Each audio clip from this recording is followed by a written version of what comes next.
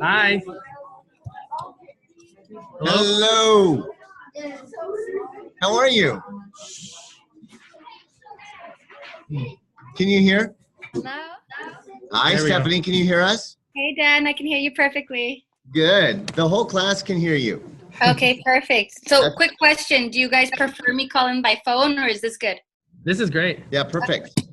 So, let me see if I can put this back a little bit more so you can see my NASA meatball. Let's see. There you go. Right. You call it a meatball? Yes, this is the logo's like friendly little name that we call it, the NASA meatball. Which actually, after this, we can talk about. It might be.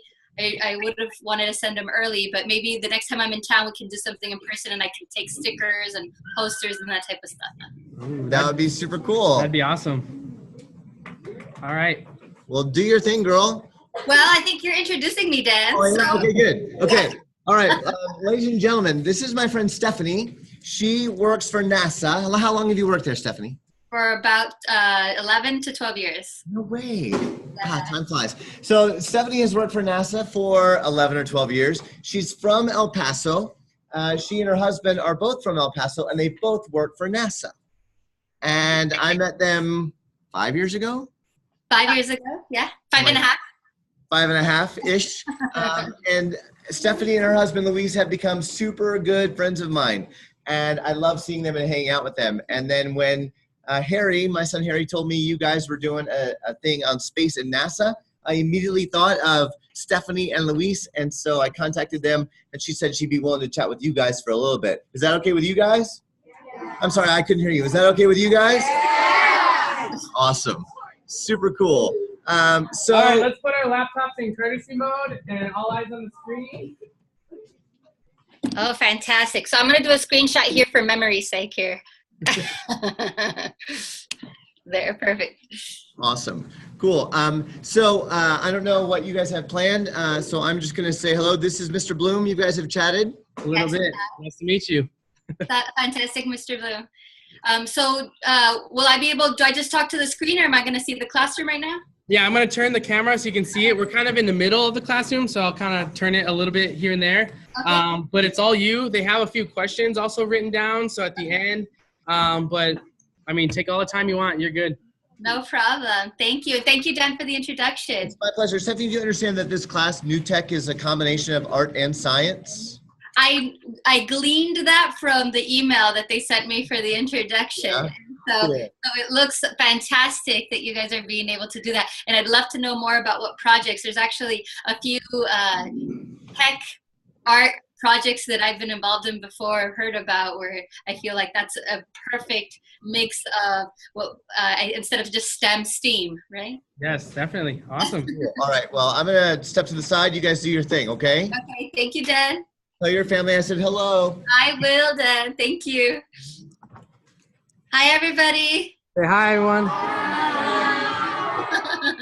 Oh, this is a big class. Yeah, we have about 50 students in this one. Oh, that's fantastic. Can everybody see me okay? Yeah. Okay, fantastic. So a quick question before I start is, Mr. Bloom said that you guys got to see already a little bit of a video. And so I was wondering which one, so that I knew what you guys had gotten to see already. What's the name on that one, guys? Technology chicas, right? Oh, fantastic. Okay, I'm glad you guys saw that. And I'm assuming you guys saw the English version, right? Yes, yes. Okay, fantastic. But I do want the class to know that there's a Spanish version out there. I am very proud to be from El Paso. and to now get to work in my dream job here at NASA. But I'm also very proud to be a Latina, which we have lots of Latinos and Latinas in the El Paso area. And so that's a really great video because they do a good job of not just showing what we get to do at NASA, but they also have a Spanish version that you can Google or find on YouTube also. And that's fantastic because a lot of times we might have family members or parents or other folks in our lives that don't maybe speak English, and that we can share the things that we're interested in or that we do with them too. And so if there's any of you out there that are interested in the stuff that NASA does, and you also want to share with your families that might not necessarily speak English, those are the types of things that you can find. Both the Tecnolochicas is in Spanish, and then also I recently got to participate in a PBS Kids show called Sci Girls. And Sci Girls is a show that basically takes students in the middle school time frame, and they get to do an engineering project. And so I had 4 girls that were 7th and 8th graders that got to work with me on a project, and they actually did that all in Spanish, even though it's got subtitles. So you can also find that on PBS Kids if you're interested, and that could be like a fun thing to do after this class. But I wanted to talk to you guys a little bit about basically NASA overall, what I do at NASA, and also then just the importance of mentors and role models and pushing yourself on the limits. I work at NASA. My identical twin sister works at NASA, like you saw in the Tecnolochicas video, and my husband works at NASA, and that's actually very coincidental. Actually, Luis, which is my husband, told me that to tell all of you hello, that he wanted to be with me here today talking to you guys, but he's actually right now in mission control doing an important test for the next big flight of our Orion vehicle. So what's Orion? That's a little bit about the topic of what's the big next thing for NASA. NASA is a government organization who works at exploring space and the atmosphere and beyond. And I love working for NASA, and I consider it my dream job because there's very few people in this world that get to not just make our world better, but then also learn about everything outside of our world, and NASA gets to do both of those. And so everything we do to go out into space ends up helping affect us here back on Earth. And NASA started in the late 50s. And to give you guys a little bit of background, back in the late 50s, early 60s, different countries had never been into space. And nowadays you guys are probably think that that's something very normal, but back in that time nobody had ever gone into space. And the country of Russia and the US were both wanting to go out into space and showing who was the smartest country and who could go out into space the fastest. And Russia actually got there first. They sent a satellite up into space. It was called Sputnik. Has anybody seen WALL-E? Yes? Okay. So when Wally's going up into space and he's holding onto the rocket and he's going through some space junk, the very last piece of space junk that's stuck on his face and then starts to float out to the side, it's a circle with spokes out on the sides, that is Sputnik. That's the very first piece of equipment that ever went into space, and that was Sputnik. So the next time you see that movie, watch out for Sputnik when Wally's going out into space. And then after Sputnik went up into space, then the U.S. sent a satellite. Then Russia sent the first human into space called Yuri Gagarin. And then the U.S. sent a guy named Alan Shepard. And so the U.S. kept playing catch up. We were playing catch up, and Russia kept doing something before we did. And so then the U.S. said, you know what? We're going to set a big goal, a big goal that's going to be hard for us to reach, but it's then going to give us the time to be able to work on it. And then that's when President Kennedy at the time said, we will go to the moon and we will do this and do other things, not because they are easy, but because they are hard.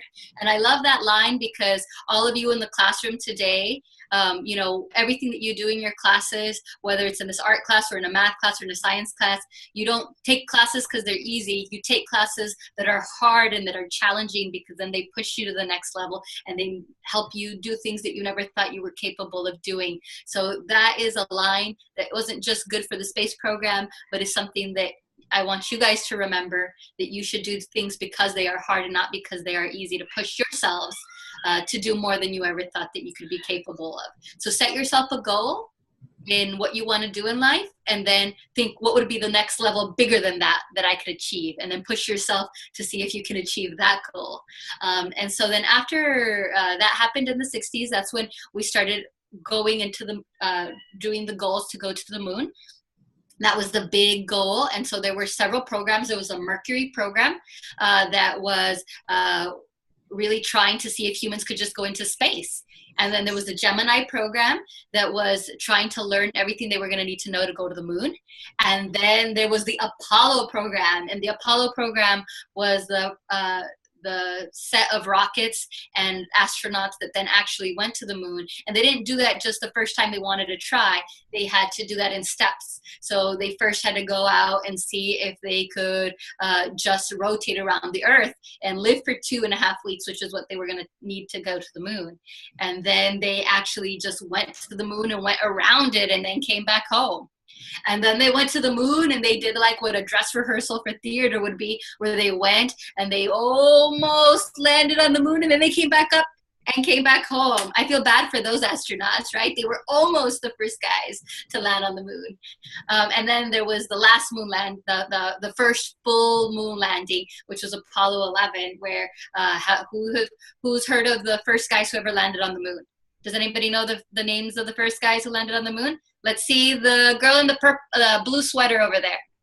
Yes, that's you. Yeah, with the headband, with the ponytail, which is bright blue. Neil Armstrong. That's right, Neil Armstrong. And does anybody know the guy that was with him that landed on the moon? There was some. Yes, you right there with the hand up. Buzz Aldrin. Buzz Aldrin, that's right. So if people have seen Toy Story, what's the name of the astronaut? Buzz Lightyear. Buzz Lightyear, that's right. And so I want you guys to realize that name, Buzz Lightyear, comes from Buzz Aldrin.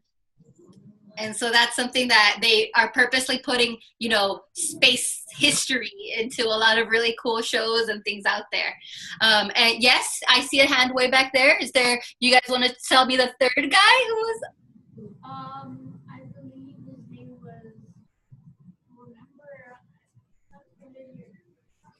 Brandon. Michael Collins. Collins, that's right. And I'm really impressed. You guys have obviously been doing your homework here because Collins, usually a lot of people forget about him because they had to leave him back up into the ship because you had to leave somebody taking care of the spaceship while the other guys went down to the moon. So he got to hang out up there while they came down, Neil Armstrong and Buzz Aldrin, for the first landing. So I'm giving you guys a little bit of history of what we did back in Apollo so that you guys understand then what we're doing today. So we went all this way into space, into the moon, and when we got there, we only would stay there for a few days, maybe about 3 days before we'd head back home. So we were going across all of space to get all the way to the moon, and then we'd be there just for a little bit of time to be able to do science and learn about the geology and learn about the history of the moon before we had to come back home. And so after the Apollo program, the country said, well, you know what? Let's now set ourselves another goal. Instead of going to the moon and having to come back real fast, we need to learn how to live in space. We need to be able to live in space if we're going to go out into space and actually stay there for a considerable amount of time and do some real science. And so that's when they said, okay, we're going to stop flying to the moon and we're going to build something called the International Space Station. And that's when they built a rocket called the Space Shuttle, which actually looked like a little plane that could go up into space and back home. Wait a second, it's asking me if I want to do a network connection, and I'm gonna say deny. Okay. They wanted to build a space station using that shuttle. The shuttle was basically an airplane that was like a truck on the back because you could open it up and it had a ton of space to carry stuff into space.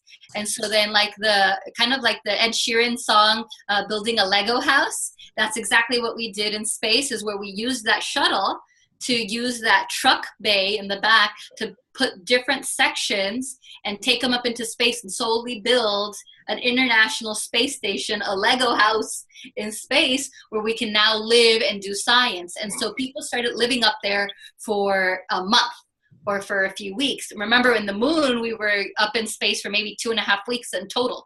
And so then we started going up there for a little bit of time. And then we spread that out from 1 month to 3 months to 6 months. And last year we had an astronaut, Mark and Scott Kelly. Scott Kelly are twins. They're actually guy twins. And they said, okay, we're going to try to live up in space for a full year. So Scott Kelly went up into space, and Mark Kelly stayed on the ground, and he lived up there for a year. And why is that so important? It's because they want to see how the human body behaves and reacts and lives in space. And then what they were able to do after a year of living in space is compare how, Scott's body did versus Mark. And they had them doing the same exercises. They had them keeping kind of the same diet and taking care of themselves the same way. And identical twins was the perfect way for them to see how we're being able to take care of the human body up in space. And that's actually really important, because in space, you don't have gravity pushing down on you. And even the laziest person out there, or no matter if you don't even like any type of exercise, you're doing exercise every day because gravity is pushing down on you, and you're having to fight gravity when you're moving and doing exercise. And so your body actually gets a lot of exercise just from having to deal and work against gravity here on Earth. And so that's something that's very important for us in space, both with exercise machines, with nutrition, and also even making new ways of exercising instead of using treadmills and band and exercise bands. Now we're doing something very much like Iron Man, to where we're building something called the exoskeleton, which is very much like an Iron Man, an outside metallic structure that goes outside of your body that pushes against your body so that you have to exercise against it. And that's one way that we're taking care of humans in space, okay? So that gives you an example then of the International Space Station, why it was built. And now that we've had the International Space Station for 15 years, so it's crazy to think that humans have been living in space for over 15 years now without ever stopping, to where some astronauts go up there and then they switch out, and then they switch out, and they always have new astronauts going up there. And actually, just a day ago, we had a group of our astronauts that were on the International Space Station that just came home. And so they just got home on a rocket called the Soyuz, which now, instead of competing against Russia, now we get to work together and collaborate. And this is a really important point, because now we're getting to work together. When we built the International Space Station, notice that it's called the International Space Station, because what the US realized is, even though we got to go to the moon, if we want to go further out there, if we want to really explore the moon, if we want to go to Mars, or we want to know about beyond Mars and everything that's out there in space, then we're going to really achieve a lot more if we can collaborate and work together. So instead of just working in our little sandbox at NASA, we want to start working with different companies and different nationalities and different countries that all have these goals. And so instead of competing against Russia, when we started building the International Space Station, we said, why don't we work together on this? We both want the same thing. Instead of trying to show who's better, why don't we work together and we can achieve that much more? So the International Space Station has sections from Russia. It has sections from the US, it has sections from Japan, from Europe, and we've had astronauts from Italy, from Brazil, from Mexico, from England, that have gotten to work on that. And that's something that's really important, because in the classroom, that's something that you guys can start doing now, where you need to learn the importance of collaborating, not just with the students at your table, but maybe sometimes the students outside your classroom or at a different school, or maybe the project that you're doing in art, like you're learning in this classroom, combines with things like technology, that they're not separate things, that they're things you can combine and work together. And so that's definitely a great lesson that we learned in the International Space Station, and now we're applying to future projects. So now one of the big things we're doing at the Johnson Space Center, which is where we work, we're the Human Spaceflight Center, so we worry about humans going up into space, is our next big program that's called Orion. So, the Apollo program back in the, 60s and early 70s taught us that we could go to the moon and into space. The International Space Station taught us that we can live in space for long periods of time, and we've learned how to take care of a human body to be able to do that. Now we're ready to combine those two things that we learned, and combine them together in the Orion program to be able now to go back to the moon, or go and then start learning to go out into further space, like cislunar, deep space, and then Mars. And so that's definitely going to be a huge project. That's not one thing that you do one day and you go, I'm going to go to Mars tomorrow, and we get there, but it's a steps, right? Just the same way that when you're going to take a huge test at the end of the year, you might be doing things along the year to prepare. You might have a science fair project or a project in this class that you work in bits of it until you get to the final goal. And so that's what we're doing with Orion. Orion is going to look a lot like Apollo. It's going to be a huge rocket, and the capsule at the top is very much triangular, and it's going to be rounded at the bottom with a really cool, good heat shield and parachutes at the top that are going to allow humans to go back into deep space. So even though if you look at the Apollo rocket, it's going to look somewhat like the Saturn V, the inside of it is going to be completely different because of the technology. The outside has to look similar because physics doesn't change. The same way that the very first airplanes that ever flew still had two wings and a tail and engines, and the ones that we have today still have that shape, even though technology-wise are way more advanced. The same way with our rockets, the physics has to be the same in the shape, but the technology is completely different. We're really excited about what Orion's going to do. About 2 or 3 years ago, Orion had its first big test. We call it EFT-1, Exploration Test Flight 1, and it took off from Kennedy Space Flight Center in Florida. It went up to space, and it was fantastic. It went up into space, went around the Earth, went far, far away, and then shot right back to Earth and landed. And it was a bullseye landing. It landed exactly where we wanted it to in the water, and we were testing the way the rocket actually worked, and that the actual capsule and the heat shield would be work exactly the way we wanted to protect the astronauts when they came back into space.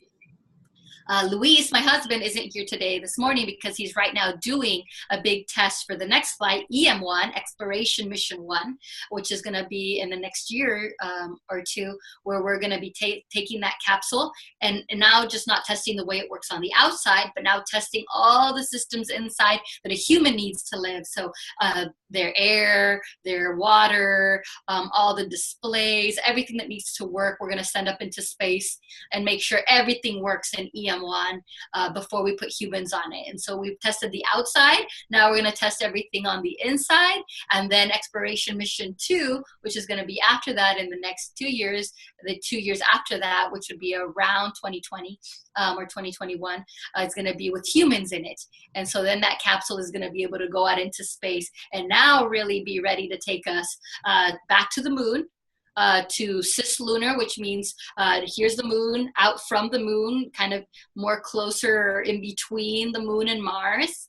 And then we're going to have something called a deep space habitat, which is like an inflatable tent or like a camper, basically, that you could take with you out when you're going far into space. And then eventually getting us and helping us get to Mars. And everything that I'm just telling you about what's the next big thing at NASA, we're getting to accomplish that because we've got the support of the government. And we do all of this at NASA, unless if you take a penny and you cut it into 3 pieces, on less than 1/3 of a penny per tax dollar. So NASA does a lot with not a lot of money, and that's just one little piece of the pie. We're working with commercial companies. Remember how we talked about teamwork, how important teamwork is? Since we want to focus now, since we've been taking care of the International Space Station, that house, that laboratory that's in space, that where we live and work, but we want to go further with Orion. We want to go out to back to the moon and Mars. We're working now with commercial companies like SpaceX or Boeing or Sierra Nevada, and telling them, hey, commercial companies, you guys are interested in working around the Earth. We want to go further. So we're working with them to build rockets, like Dragon, like the CST-100 and other aircrafts. There are gonna, the Dream Chaser for Sierra Nevada, that are gonna be vehicles that can go to the International Space Station, and they can then start helping take supplies and people to the International Space Station and continuing to take care of that lab in space while we go further out. Okay, so that's a really great way. And even commercial companies like SpaceX want to even have goals to even go further out, like to Mars. And so we're able then to be mentors to them. We're basically coaching them to where they're working, because they're a newer company. And we spend a lot of our time helping them with their questions, because as a government organization, we want other people to want to go up into space. It's not a competition. We're trying to help everybody out there. Everything that we do is to help other companies out there be able to go into space. And so we're excited about being able to help these companies reach their goals and be able to take our experience and mentor them and help them and coach them on, hey, what do you want to do? Or watch out for this. Or have you thought about making sure you test this way, and watching out for these different things that we've had to deal with and learn from before. And so that's a great thing that we're doing. So I spent a lot of time now giving you guys a lot of background on what NASA's done in the past and what its big goals are. Just so you know, I've talked more about human spaceflight, but NASA does a whole bunch of other stuff. We have huge telescopes that are helping us learn about the universe, like Hubble telescope, and we have a new one called James Webb that we just finished testing in Houston, that's going to go out into space. So look up James Webb. It's going to be an uber cool telescope that is going to let us see further out into the universe and see it at a whole other level than what Hubble did. Any picture you've ever seen of galaxies and universes, and past galaxies out in space have been from the Hubble telescope. So we can't wait to see what we're going to see from James Webb. We have other organizations in NASA that focus on robotics, like those that have gone to the Mars, like the recent Curiosity, and they're going to have a new one called Mars 2020 that's also going to go up there that is going to do even more investigation. So there's a lot of different things NASA's doing. We worry about, other centers worry about looking for exoplanets, which are like cousins of Earth, and looking for planets that could have life because they're similar to Earth. And so NASA, even though we're one name, we have 10 different centers that are focused on all types of science. And we even have centers that are focused on learning about the environment. A lot of what we know about climate change here on Earth is because of the work that NASA does. And we actually are about to launch a new satellite that tells us about weather. And so I'm giving you guys lots and lots of information about all the different things that NASA does. But I'm obviously very excited to be part of the Human Spaceflight Center and get to send astronauts out into space. So now I've talked lots about what NASA does. Let me talk about what I do in specific. So I'm a materials engineer, or a material girl. And I love being a material girl because everything's made out of something. And so when you're going to design, when engineers are going to design something, they need to understand what things are made out of. And so I get to spend a lot of time thinking about what's the best material for what we're going to use into space, and then helping do tests to try to mimic what it's going to be doing in space to pick the best one. So I'll usually pick a few materials that I think might work for what I want, and then I'll run different tests to see, you know, if they're going to be able to hold up to the temperatures that I need them to hold up, if they're going to be able to hold up to the pressures or the work or the times that it needs to be used, and then help pick the best one. Or if something breaks, I get to be the detective that takes it into the lab, very CSI, but no dead people, where I get to do all the investigation and look for clues on how something broke or where it broke or how that break spread, and look for all the clues that tell me what went wrong. And when I know what went wrong, then I can say, okay, this is how we fix it. And so that's very exciting for me, and I really enjoy it. And my specialty is spacesuits. And so I get to spend a lot of my time trying on spacesuits, being able to work on new materials for them, testing them, and helping make sure that our spacesuits designs are good. Because a lot of times when we think of a spacesuit, what color do we think of?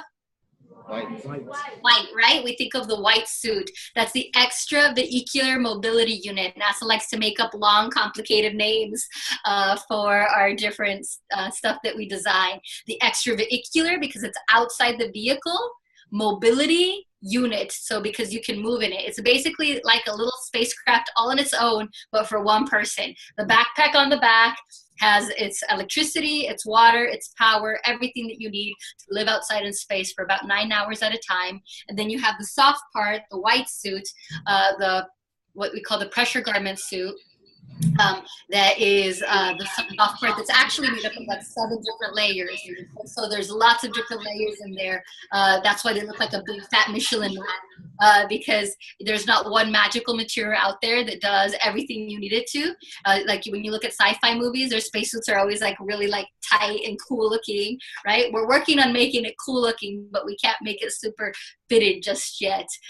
So we're actually working also on making it more durable to where we're looking at new designs. So instead of taking a full hour to put on a suit and go outside, we're making the backpack like a door that opens up and that you can squeeze yourself right into the suit and close that door and work. Or being able to make the suits actually be really, oh, Harry, do you have a question for me? How heavy are the suits? The suits are super heavy. They're like about 350 pounds or like a refrigerator. If you want to think about it like a small refrigerator, not a big one, a small refrigerator. But in space, it doesn't weigh you down because you're in space and you're microgravity. And so you become like a superhero to where the weight of the suit doesn't bother you. And actually, a lot of astronauts, they go up into space and they're used to being really strong where they can move everything with one finger. And then they come back into Earth. And when they get here, they're used to not having to hold things. And so they'll do things. We have lots of astronauts that say they'll come home and they'll take the carton of eggs out and then they'll just let go of it because they're used to it floating in space, and it'll drop on the floor and break the eggs. Or they come home and they're used to grabbing something and then just letting go of it because in space they're such superhumans. So that gives you a little bit of background of what I do in spacesuits. And just so that you get a little bit of other background of what other people do, my husband works in mission control. And so when, if anybody has anybody seen the movie Apollo 13? Has anybody here seen the movie Apollo 13? Okay, well, those of you that haven't seen this movie need to go see it. It's a really good movie. They do a really good job of an Apollo program, but there's a group of people that sit in a room called Mission Control, and they're the ones that are helping troubleshoot. Like if you think about it, like if you use a remote control to drive a remote control car or a drone, that's exactly what Mission Control is doing. They're the ones with the remote driving the drone. It's the spacecraft up into space, and they're helping give instructions to the astronauts and helping tell them how the drone is doing, but it's a space vehicle.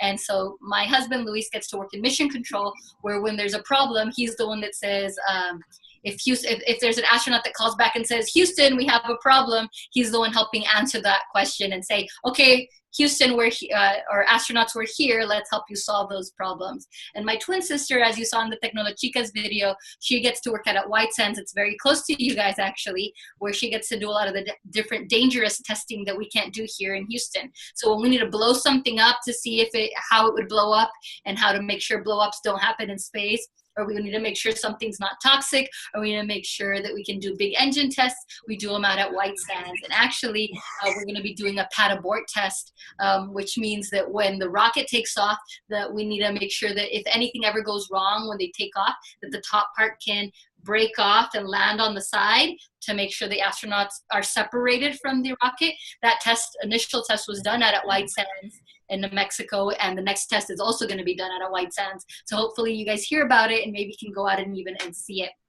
So that gives you a little bit of background of what I've done and how we collaborate also with different organizations and across NASA. NASA has all types of people. We have artists, we have photographers that have to help us do imaging. We have business people that have to keep the money running to help pay for all the science that we do.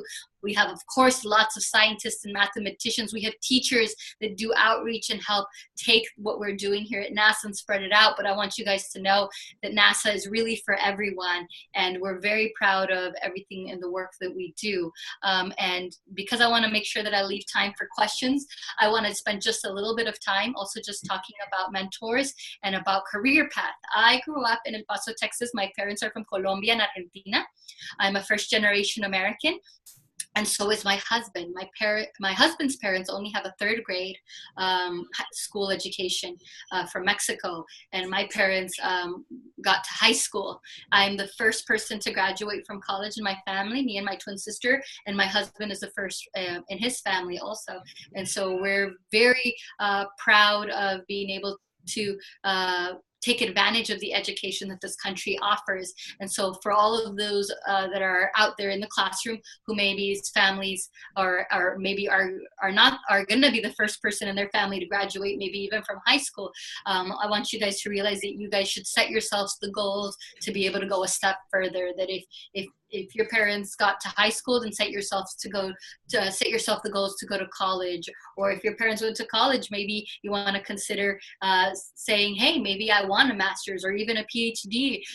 The school is something that gives you all the opportunities to basically imagine anything that you want to do in life. I grew up as a bilingual kid to where I was English second language, and I had a really hard time writing and reading. I'm super behind everybody else in the class with writing and reading, and I struggled a lot with it. But as a bilingual kid, I really could understand science and math and the way things worked, and that's one of the reasons I, from a very early age, really liked science and math.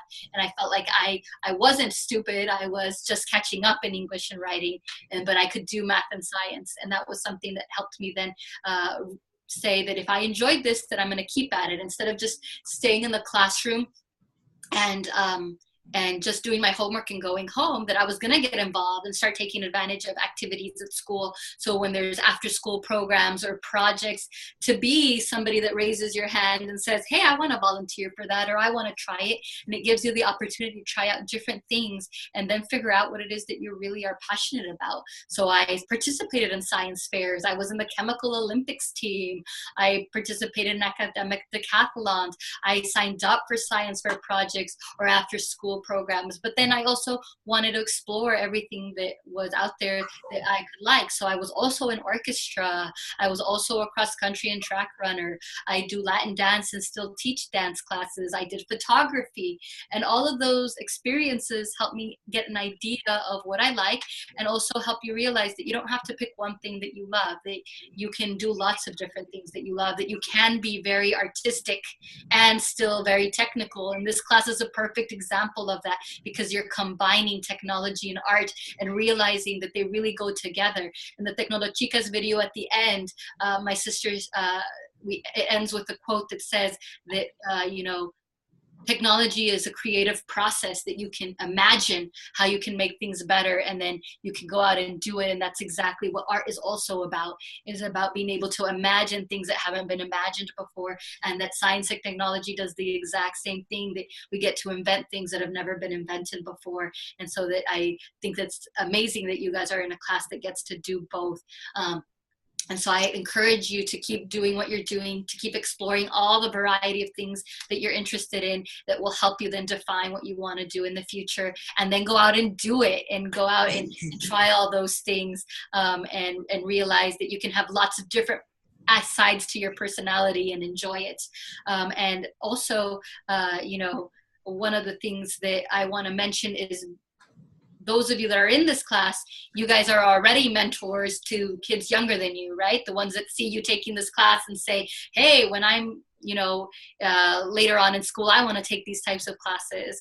And when you go out and, and you're in middle school or in high school, you'll be mentors and you'll be examples to people younger than you. And, even somebody like me who's already working, there are people who, have worked longer than me or have done amazing things or discovered other things, got into work at NASA longer than me, that are mentors to me and help give me advice. And so, go out, and the teachers that you have here, Mr. Bloom, the counselors that you have at school, other students that are in your class, help push each other, help talk to each other about what your goals are, and encourage each other. And it's incredible how much sometimes your mentors, teachers, other people around you see more in yourself than you see in yourself, and that they can help push you to those goals. When I was in high school, actually, we didn't think necessarily that we were going to go to college, because we knew that our parents couldn't afford it. And it was a teacher who pulled me and my twin sister aside and said, hey, you guys, might want to go to college and you guys both are good in math and science, maybe you want to consider something called engineering, and found out that engineering was really combining those things, the science and the math, to solve problems. Engineering is all about solving problems, and realized that it was the perfect fit for us. So he helped us discover not just what engineering was, but that it was the perfect job for us, and then also helped us go out and apply for scholarships that helped us pay to go to college. So I'm always going to be thankful to those mentors that helped me see that there were doors that I could take advantage of. So I encourage you guys to take advantage of the teachers, the people around you, other students who have maybe gotten to try things you haven't tried yet, and learn from them and use that as experiences. So I think that gives us about maybe 15 to 20 minutes now at the end for you guys to ask me any questions that you want. As you can tell, I'm not intimidating. So ask me anything. Okay, Brandon. What does NASA stand for? NASA stands for National Aeronautics and Space Administration. So notice that it says aeronautics and space. And so we don't just worry about space, we actually worry a lot about aircraft. And so new things like on planes where you see like at the end of the wings that they have like a little extra bend at the tip of them. That was something actually that NASA helped work on, but then we shared with a lot of different aircraft companies, and it helps to make airplanes a lot more gas efficient when they're flying, because they don't have to fight against the drag and the wind. And so we actually get to combine studying space, we get to study airplanes, and we get to study our atmosphere. So we don't just look out into space, but we look back on Earth and learn lots about the Earth and our environment and anything that goes into the air, basically. So that's a good question. Thank you. Josh, what was your question? How heavy is the rocket ships when you send them up? How heavy is the rocket ships that we send out into space? Yes. Yes. Well, they're incredibly heavy, and I wouldn't want to make up a number for you, but just so that you have an idea, we have to have ginormous tanks, solid rocket boosters, which are basically ginormous dynamite sticks, and big external tanks that cause big explosions between hydrogen and oxygen, which is what we use as our gasoline in our vehicles, that then help push the vehicle up into space because we have to fight against the gravity pushing us down. And so these rockets are not just super heavy, but they're also fighting against gravity when we go out into space. Once you're in space, you need very little gas to get you anywhere, because all you need is a tiny little push, and you can just keep floating in that direction into space. There's Newton's first laws of gravitational force, or, force equals mass times acceleration. And when you're out in space, you need very little force to get you anywhere. But you do need tons and tons of propulsion to push you against gravity to get out. And the further you go out into space, the less gravity is pulling on you, the further and further you can go. So I don't have a specific number for you, but we can provide that to Mr. Bloom, because every rocket has a different weight, but it is a big, big task to push those heavy rockets out up into space. Chloe. What would it be like if you and your twin switched jobs for a week? How would it be if me and my twin Switched jobs for a week. Oh, switch jobs for a week. Well, actually, it would be hilarious because people wouldn't be able to tell us apart. But it would also be very exciting. We actually get to work a lot together because she works on a lot of the dangerous testing that we have to do with different hardware that goes up into space, and I'm helping design it. And so a lot of times we're actually working together to say, hey, Susana, I'm building this. These are the materials I want to use. Can you help me do some of the big tests that I need to make sure they're going to work up into space? And so if we were to switch jobs for a week, I would get to do the testing while she would get to help pick the materials. So that would be a fun switch, but we actually do get to understand and work together a lot already because her job ties in really nicely with my job. It is so much fun to get to work with my twin sister and collaborate because it's teamwork really. And so we've been getting to do teamwork since we were little, and we get to continue doing teamwork now that we're older too. Awesome. And when you But get, I will say that we, back in high school and college, we would sometimes switch classes, especially helping each other out. If somebody was out sick, I would go to her class and help take notes for her and then help give them to her later. And sometimes the teachers wouldn't even notice that it was somebody different in the classroom. So that was also always fun. okay, when you guys ask a question, make sure you speak up, okay? Anna. What special classes did you take in school to be able to work for NASA? So what special classes did I take in school to be able to work at NASA? I took science, I took math, and I made sure that I finished all of those classes, the same classes that you have to take. There's nothing incredibly special that you have to take in high school that would help prepare you to go to NASA, except taking classes that are going to help you see that you like science and math and technology. And so take advantage of those classes, because what they do is help you see, is this something that I would enjoy?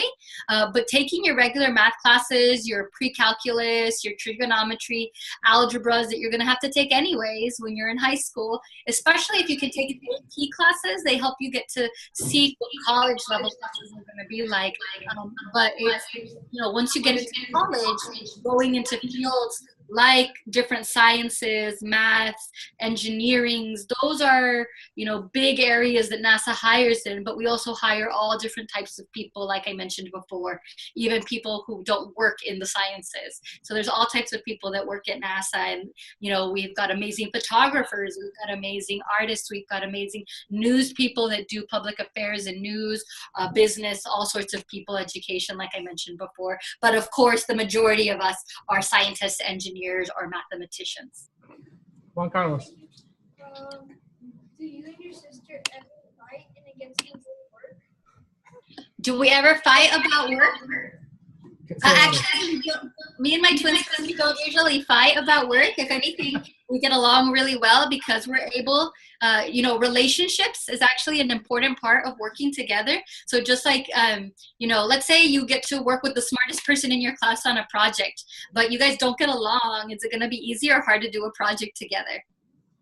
Probably a little bit hard, not because they're not smart, but because you guys don't get along. So getting along with people is actually a really important part of collaborating when working with people, and not just here at NASA, like the person sitting next to me, but when we talked about working with different companies like SpaceX or Boeing, or working with different countries like Europe or Japan or the Russians, it's really important to try to get along with people and build good relationships, because then you work well together. And, my twin sister and me definitely get along, so we're able to work really well together. And if anything, if other people are fighting, we're usually able to talk to each other and say, how can we help those people get along better? Or, hey, somebody on my team is getting a little bit mad with the person on your team over there. Let's try to work together to make it better. And so we don't usually fight about stuff at work. If anything, we try to work together, but that is a very important part of working on teams. So that was a very good question. I have a question. These students are graded on collaboration. What are some of the challenges you see on collaboration in the professional environment? Okay, so some of the biggest challenges with collaboration that we see in the professional environment is that, first of all, ideas, right? We all have fantastic ideas. And when you're first working on a project, I could have an idea and say, I think this idea is going to work the best. And then somebody else says, I think this idea is going to work the best on how we're going to do this project. And the other person says, I have this idea. And one of the most important parts of collaboration on the front end in technical work is saying, okay, how can we take the best parts of these ideas and mix them together and make the best project, and not getting so tied to your idea that my idea has to be exactly the way I want it to be and that it can't change at all. Because sometimes when we get too tied to our idea and that we want it to be exactly the way we want it to be, then we can't open our eyes and see how great the other ideas around us are and help combine them. Also, sometimes we might have a certain way that we do things. So let's say our company does things a certain way. SpaceX does things very differently. The Europeans or the Japanese, they do things very differently, just the way that they work. They're used to, let's say, planning everything out first and then building it, and the other group might say, well, we just like to build it and test it, and if it breaks, then we try to figure out something new. And so there's very different styles of working together. at different companies or in different countries, and trying to say, okay, I'm going to let you work the way you work, because you are able to figure out your issues your own style. You don't have to do things exactly the way our company does them or that this country does them, but saying, but we still want to all meet the end goal. We still want to all meet the final product, and saying, okay, well, you go plan out how you want to do things at the front end while you go start doing some initial testings, or maybe we can do a mix of both, and be able to make up the right decisions. And then also be helping understand each other and communicating that sometimes when we disagree, trying to say, well, where are you coming from? Or we did this test and something broke. And instead of trying to say, well, it is your fault that something broke, or it's your fault that something broke, all working together and saying, hey, let's all work together to try to figure out into the detective work of how to work, what went wrong and how to fix it and not play the blame game. And so those are some initial challenges of collaborating together, making a plan together that everyone has buy-in, where it's not one person's plan, where everybody says, yes, we're all on board that this is what we want to do. And then breaking up the work to saying, hey, Stephanie, you're in charge of this part of the project. And let's say Susana, my sister, you're in charge of the testing. And my husband, Luis, you're in charge of the testing. Not trying to do everything by yourself, but letting people own their part of the work. Once you've made the plan together, now that you're working together, and now being able to say, as a team, we're going to each take a section of the pie and be able to execute it. That's an important part of collaboration, because you have to trust the other people. You have to trust the work that they've done to combine it with yours. And not one person can't do everything. We have to be able to work together and be able to rely on our team to do a good job. And when you own your work, you're going to be a lot more proud about doing a really good job about getting it done. Awesome. What a great answer. Nick. When will the first mission to Mars happen? Can you say that again? When will the first mission to Mars happen? Oh, when will the first mission to Mars happen? Actually, we don't know just yet when the first mission to Mars might happen. We would say that might be more mid-2020s to 2030s, really. Why? Because as I mentioned earlier, you don't want to take one huge step, right? Like going to the moon. I mean, I'm taking a screenshot because I want the class to get a picture of the classroom. So when you're going to go to Mars, right? That's far away from home, right? So you can't just get to Mars and say, oh, something broke. I need to get home. Did anybody here see The Martian?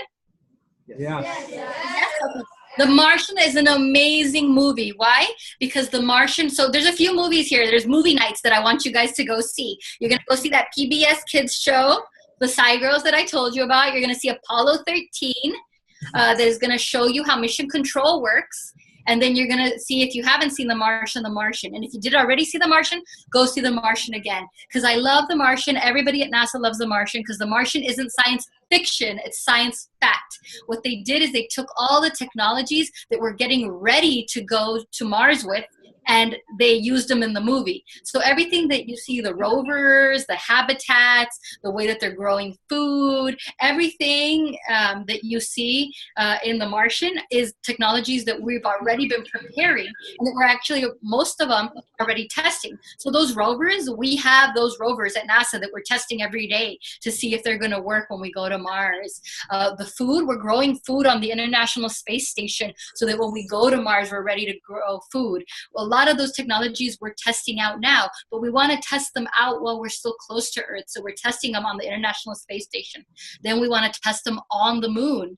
And then we want to test them and a habitat going to Mars, but we want to be able to get really good at what we're doing before we send somebody to Mars in 2030s, so that when they go, they're not stuck on Mars like the guy was in the movie, where he had something go wrong, and now, they had to figure out how to get him home, and he was in a dangerous situation. We don't want our astronauts in dangerous situations, so we have the technology that we're building to go to Mars, the Orion capsule, the rovers, the way that we're going to live and work and exercise, and we're testing them first here on the International Space Station, moon, deep space, then Mars. And so right now we're going back to, we've already completed most of our work on the International Space Station. We're now going to test on the moon. As you can see, we still have those other 2 steps to go. So we're really excited about going to Mars. And actually, those of you in the classroom, you guys are the ones that are probably going to be, you know, helping us once we're going to Mars, being the ones that are starting to work now at NASA. Actually, a quick tidbit before I take the next question is, when we landed on the moon, most of the people working at NASA were about 25 to 24 years old. I know that seems old for you guys right now, but that's actually pretty young. That's, you know, coming out of college, just graduating from college and starting to work. And so a lot of really young people were working when we first went to the moon, and we expect that also when we go to Mars. A lot of really fresh, new technology ideas coming from the next generation. And so that's exactly what you guys are. Next question. Michaela. How many years did you go to college? Okay, so to work at NASA, you really only need you go to college for 4 years. You need a bachelor's degree.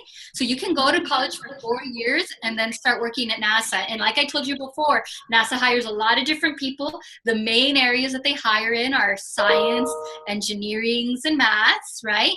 But they also hire all sorts of other types of people that work at NASA. And with 4 years, you can be not just work at NASA, but you can apply to be an astronaut with 4 years. Now, can you go to school longer? Yes, I went to school an extra 2 years, and I got my master's degree where I specialized also in material science and engineering. So I was a material girl for my undergraduate at UTEP, where I graduated from UTEP, and then I went to the University of Florida and I did my additional 2 years for my graduate work. And then I came to NASA. So I went to school for 6 years in college, but both my twin sister and my husband went for 4 years before they started working at NASA. Okay, Ethan. Was NASA your dream job? And if it was, when did you start, or when did you want to start working there? Okay, so that's a fantastic question. So NASA is now my dream job, but it wasn't when I was your guys' age. Remember when I talked about the fact that I was an ESOL kid? I was an English second language kid going to school, and I struggled a lot with writing and reading. And even though I liked math and science, I didn't realize that that could be something I could work in. I didn't know anybody in my family. I didn't have any examples in my life of anybody that worked in science. And so even though I liked it, it wasn't something that I thought I could do in the future. And then the idea of working at NASA, like there was this idea that only super geniuses worked at NASA and not normal people like you and me. And so I didn't realize that, yeah, NASA's just full of a whole bunch of normal people, but who are working together to do big things, right? There's not one person designing the rocket to go up into space. I'm not designing a spacesuit by myself either. Right? We work in big teams that, you know, when you have, you know, thousands of people with all really good ideas and they're putting them together, then you can build rockets and spacesuits and go to the moon and Mars and beyond. And so it wasn't until I was actually in college and I was saying, hey, I really like materials. I like science. I'm going to go into engineering. Where could I go work? And as I started looking at companies, I started saying, oh my gosh, NASA hires normal students and I can apply to work at NASA. And now it became something that I said, that's something that I could really love to do. I actually had a lot of different job offers when I graduated. I could have gone to ExxonMobil. I could have gone to General Electric. I could have gone to Dow Chemical. I could have gone to, GM building cars. And all of those would have been fantastic and fun jobs that I could have learned a lot. But at NASA, I get to learn about the Earth. I get to learn about the universe. I get to help people discover the next big thing and really take the next big level and do work that very few people in this world get to do.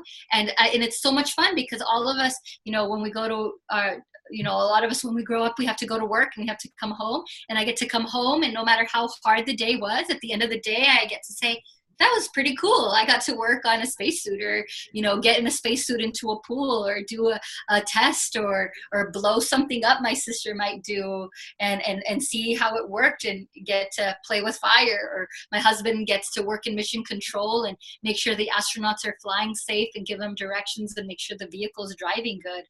So, you know, it's work that I didn't realize when I was your age that I was going to love so much.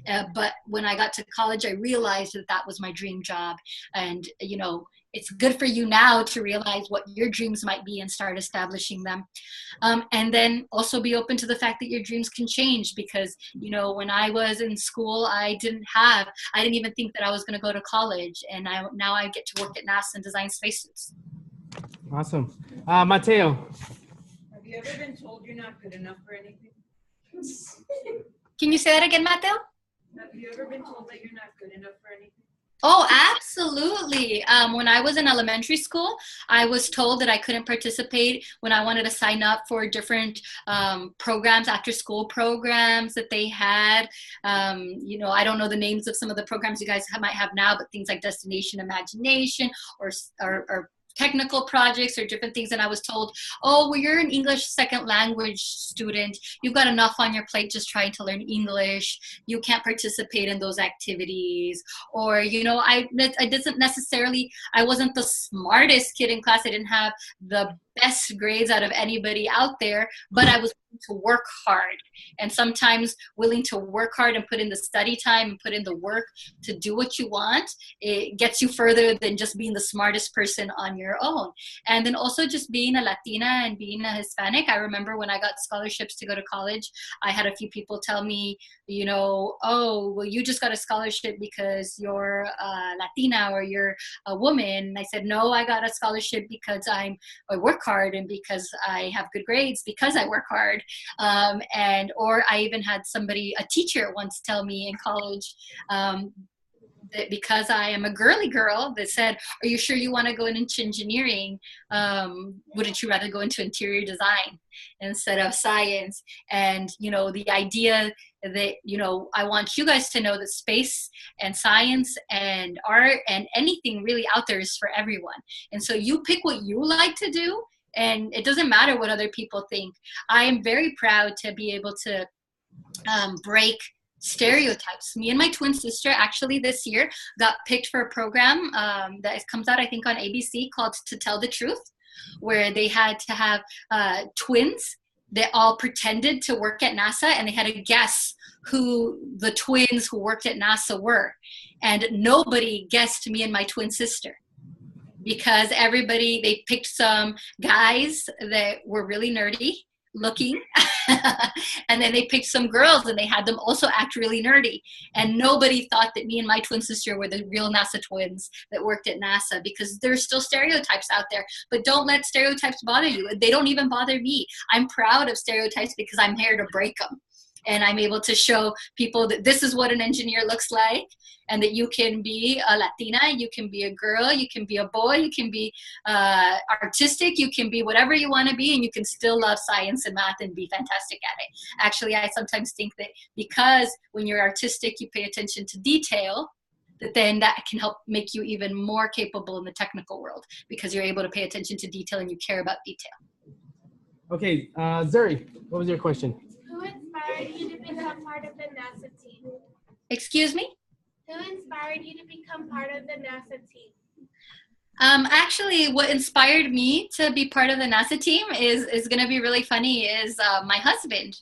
Because when I was in school and looking to what type of jobs I wanted to go into, there was only one student out of the entire UTEP University that had been able to get a job as a student at NASA, and that was who is now my husband, Luis Ramirez. He was able to, by himself, go and visit different NASA centers and go apply to different scholarships, and got a small scholarship from NASA, and then asked them on how he could get involved in NASA. And he eventually then got a student job at NASA. And he was the one that kind of opened the door then for those of us at the university to realize that, hey, maybe we can also take advantage of that. And so I talked to him a lot about how I could get involved and contact NASA. And now we actually hire lots of students from UTEP and from different universities across the country. But now we have a big chunk of students that we hire every year from UTEP, when before there was this first and only student that had been hired from NASA, which happened to be him. But I think also one of the reasons that I was inspired to go into NASA was just because I love the mission. I love the idea of focusing on doing something bigger than myself, and that is for the love of learning, right? Because at NASA, we're a government organization, so our focus isn't to make money. Our focus is to learn and to share that knowledge, and I love that. I love that at NASA, we're learning about space, we're learning about our universe, we're learning about our atmosphere, and we're using that to make our lives better, not just by learning, but to make our lives better. All of you that have a cell phone, you're using technology that was developed to go to space, to communicate with astronauts going into space, and then we ended up using here on Earth. Anybody who's used a GPS to get somewhere? GPS that was designed to help us track vehicles that we were sending and astronauts into space, that then we ended up coming to use here on Earth, here and on our everyday life. Or even things like if you've ever been to a hospital and seen people using oxygen. We use oxygen as our gasoline into space. And oxygen is very dangerous and flammable, and people like my twin sister specialize in that, and we are able to take that technology that we developed to go into space and help then put it into hospitals or homes to help take care of people's lives and family members. So everything that we do to go into space ends up helping us learn, but also helps us make our lives better here on Earth. And the fact that you have laptops, cell phones, GPS, all of those things are things that you're getting to benefit today from technology that was developed to go into space, 40 years ago. Okay, we have time for one last question. Juan Carlos, what's your question? Has NASA ever been too hard for you, and you just want to keep it up? Juan Carlos, can you say that one more time? Stand up. Has NASA ever been too difficult for you, and you just wanted to give up? Juan Carlos, I want you to yell that because I couldn't hear you. Come here. Come up to the camera. Come up to the camera. Okay, quiet. Has NASA ever been too difficult for you, and you just wanted to give up? Oh, Juan Carlos, I think that anything worth doing that is hard gives you times where you want to give up. Anything that is worth doing, at some point you're going to feel like, oh, I want to give up. This is too hard. And when something is too hard, it means that you're just pushing yourself out to the next level of working hard. And so definitely, guys, out there, every project that you work on sometimes is going to feel like it's too hard and you want to give up. And that's when you stop and say, okay, I'm getting to push myself to be even better than I've been before, and you can do the next level. So sometimes you're going to feel like that, but just don't let yourself get up. Just give yourself the fuel to say, what is the tool that I need to get past feeling like this? Awesome. Okay. Well, that's about all the time that we have. We really appreciate you spending time and talking with us. I know these kids have learned a lot, and we are super excited with having you as a partner. And I hope that we can definitely get you into the classroom to talk with them. Absolutely. And, the next time I'm in town, I'll keep in touch with Dan and with you also, and maybe we can have us come into the class and actually do a demo or a project together. Oh, that'd be amazing. All right, guys, give her a round of applause and say thank you.